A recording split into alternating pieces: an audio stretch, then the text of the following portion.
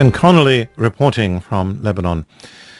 Anthropologists working in the Florida Panhandle woodlands have recovered human bones in a cemetery. Juveniles who disappeared from a local reform school more than a century or half a century ago are believed to have been secretly buried there. The Mariana Boys School housed young men for more than a century before it was closed 2 years ago. One former resident told us about what's called the White House, a building where he says abuse would often take place. My name is Jerry Cooper. I'm a White House boy. You were taken into this building that was dirty, filthy, had been used at one time on the school ground as a lockup, an actual solitary confinement. And there was 3 or 4 rooms in this little house.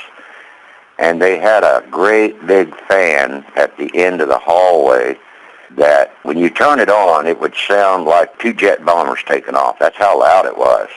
And the reason for that was to drown out the screams that the boys would give out, because I don't care how tough you are, you're going to yell, you're going to scream.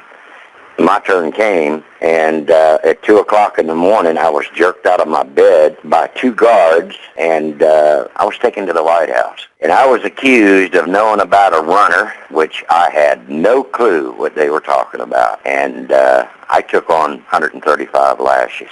I passed out in the middle of that flogging, and the only reason I know how many I got was because there was another boy in the other room, which I did not know was there, and he said 2 weeks later when I saw him, he said, "Jerry, I thought you were dead. I know you passed out around 75 or 80 because I didn't hear another grunt from you or nothing," but he said they kept on beating you, kept on beating you. I suffered some serious physical damage from that. I had to rip my nightgown. Well, I started to take it off, and as I tried to take it off, I know it was hung, in my body, in my legs and rear end, and I just reached back there and started ripping it out.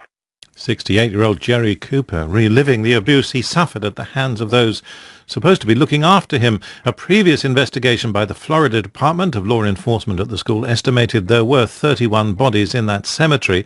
This new investigation has found evidence of another 19 remains outside the perimeter, leading to suggestions many more residents died on the premises than previously thought.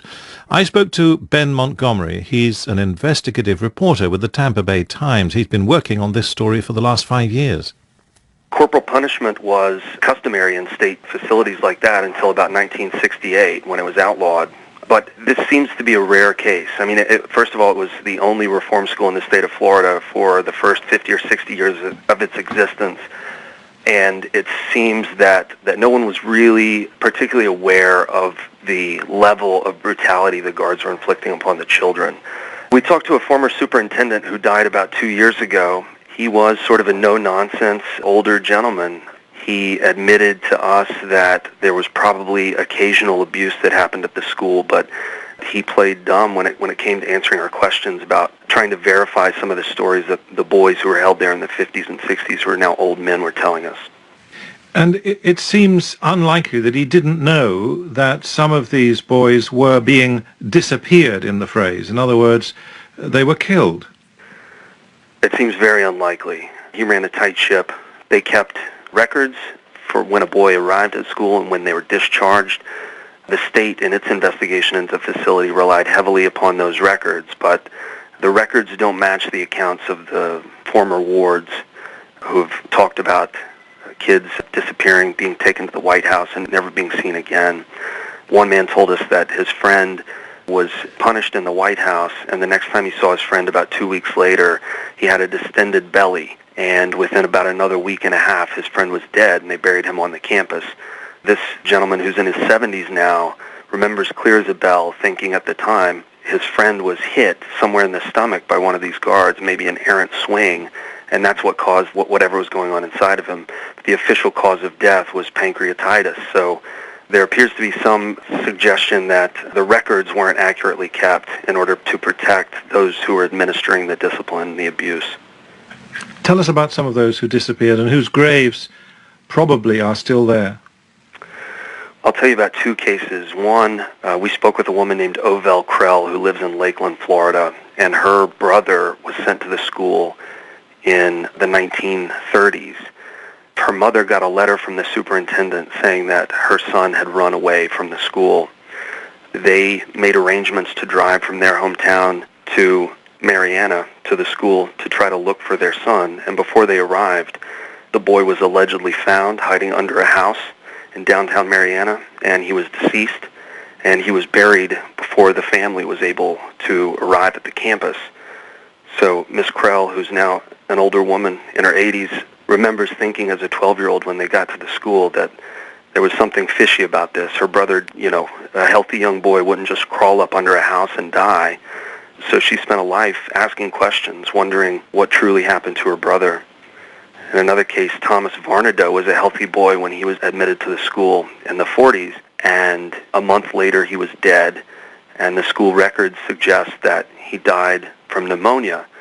His family doesn't believe that at all. He was healthy when he went to the school, and a month later he was dead of pneumonia. Is it too late to bring anybody to account? Well, 450 men have now come forward telling basically the same story about being beaten in the White House. And the vast majority of them point to one gentleman who was the main disciplinarian at the time, and his name is Troy Tidwell. They refer to him as the one-armed man because he's missing a limb. He's still alive. He was deposed about 2 years ago and claims that he never administered more than 12 or 15 spankings to a boy. Whether he can be brought to account, it's hard to say. I guess it all depends on what these forensic anthropologists learn as they exhume these bodies, whether there's any evidence at all to point to him or a handful of other old guards who are still living. Ben Montgomery, who's an investigative reporter with the Tampa Bay Times. It's a very moving story. You're listening to World Update on the World Service